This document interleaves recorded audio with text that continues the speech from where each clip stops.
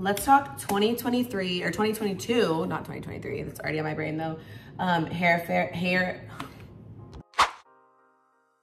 Okay, take two, let's talk 2022 hair care favorites. So I bleached my hair basically quite a bit a couple of weeks ago, and I've been nursing it back to health. I'll also share if you guys want to know like shampoo and conditioners and stuff, although I do switch that stuff up. But I have 3 products that I have been absolutely swearing by for this past year. This one, for example, I use like the entire year. I've gone through a couple of these, maybe like 2.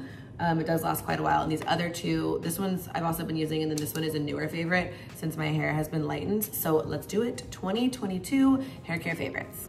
Okay, so the first thing, I just shampoo my hair, or what I've been doing lately is I've been shampooing my hair, and then in the shower like once a week I use this, and this is L'Oreal Wonder Water Hair Transforming, I don't know how to say that, rinse out, but basically it makes your hair like shinier. There's no silicone in it. It just makes it look really nice and smooth. I actually prefer the one that's like a little bit more pink for long hair, but that one's in my mom's shower because that's where I was like all of last week for Christmas. So I prefer that one, but this one's also really good. This one's more universal, and that one's for like long hair.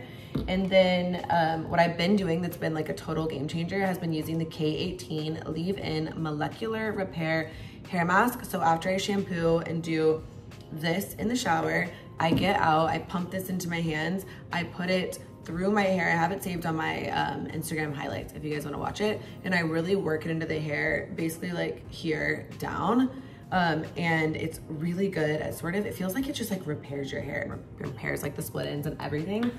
And then I spray the Color Wow Dream Coat. The stuff is so good. It like literally magically transforms like the texture of your hair. Like my hair is pretty textured, and I feel like it just makes it like so soft and silky, and it lasts up to 3 washes. But honestly, I probably do it like every other time I wash my hair, if not every time.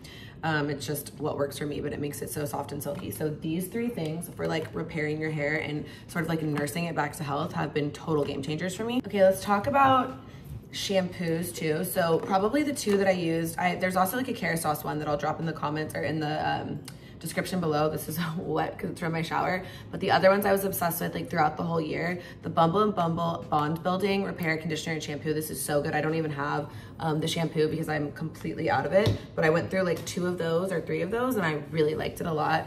Also, just keep in mind things don't last as long for me because I have a lot of hair. It's really long and it's really thick, but I love that shampoo. The other one that I'm obsessed with that I went through, I think 2 of, was the Pureology. These are like totally empty. And this is Pureology Hydrate Shampoo and Conditioner for dry, color treated hair. That shit hydrates your hair, like really hydrates it, game changer. And then if you were following me like at the beginning of last year, I used this stuff religiously. This is the Christoph Robin Scalp. It's like a detoxifying scalp treatment. So you like a thick kind of salt scrub thing. So you really like work it into your hair if you feel like there's buildup, if you use a lot of like hairspray, dry shampoo, that kind of thing.